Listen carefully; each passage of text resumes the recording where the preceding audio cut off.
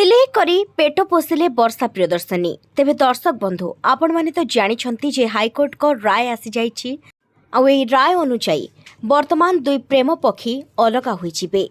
तेबे अलगा होई जिबा कथा को नहीं वर्षा प्रियदर्शनी खूब दुखित थिबा बेले अनुभव किंतु खुशी अछंती। से पूर्व वर्ष कहिथिले कि से तांको जन्मदिन सेही दिन पालन करिवे जेउ दिन तांकर डिवोर्स हेबो, जहाँकि से पूर्व वर्षर जन्मदिन दिन ही कही। आज हूँ जन्मदिन आज अनुभव और वर्षांकर सबु संपर्क तुटी जाइछि। एते दिन धरी चली बदर समाधान स्वरूप से दुहींकर विच्छेद होइछि।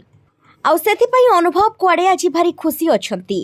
जन्मदिन को तांको सांग साथी और फैंस मानक सहित खूब खुशी रे पालन करुछंती।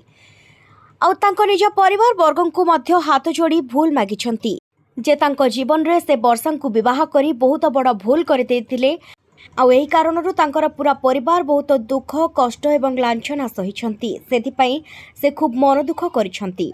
कहिछंती जे एथरक से द्वितीय विवाह करिवे, किंतु तांको परिवार रो इच्छारे तांको निज इच्छारे से द्वितीय विवाह करिवे नाही। जो झियो तांकर बापा मांकर मन को किणी पारिबे सी ही साजिबे तांको हृदयर राणी। से कथा मध्य पूर्वरु कहिछंती जे से वर्षांकर छाई भी मध्य देखिबाकू चाहुनाहांती। तेबे वर्तमान से वर्षांक छाई केबे भी छुईबेनी, काहेकि ना दुहे सबुदिन पाई अलगा होई जाइछंती।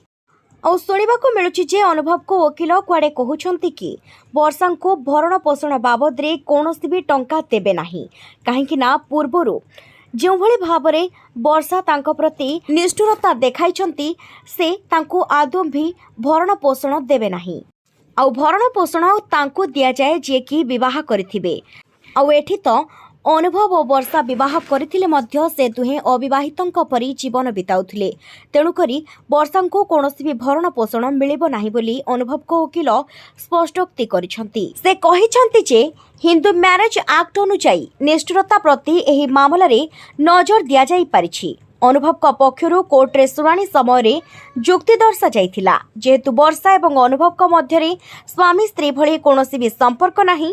तेणु अनुभव वर्षा को भरण पोषण पई कोनोसी अर्थराशि देबार आवश्यकता नाही। एही जुक्ति आधार रे हाईकोर्ट एही विच्छेद पई अनुमति देई थाई पारंती बोली अनुभव को वकील मध्य कहिसंती। एनै लोके कहउछंती जे वर्षा वर्तमान चलिबे किपरि।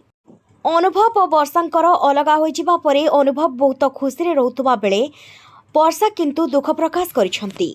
तेबे वर्षांकर भरण पोषण कथा को नहीं अनेक गुड़िए खबर प्रसारित वर्तमान हेउछि। एही समय एक फोटो बेस भाइराल हेउछि जेउथिरे देखिबाकू मिलिछि कि वर्षा सिलाई मेसिन रे सिलाई करूछंती। एहाकू देखिबा परे दर्शक भाबुछंती जे कोन भरण पोषण न मिलिबारु वर्षा वर्तमान सिलाई करी निजर पेट पोषिबे। तेबे दर्शक बंधु कहि रखिबाकू चाहिबु जे एही फोटोटी तांको फिल्म रो एक शूटिंग समयर।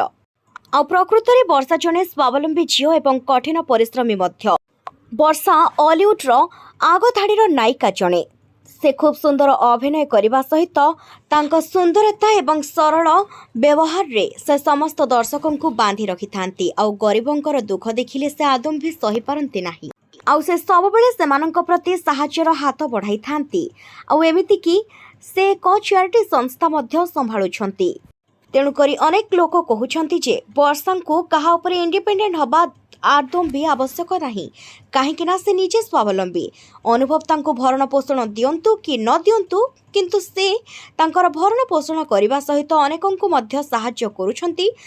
भगवान एवं दर्शकों भल पाइबा एवं आशीर्वाद रहिले से सब बेले एमिति ही साहाय्य करुथिबे मध्य। तेणु करी तांको भरण पोषण नदेले भी तांकर किछि जायास नहीं। तेबे दर्शक बंधु देखा जाऊ आगको कौन हेउछि, वर्षा को अनुभव भरण पोषण देउछंती ना नाही।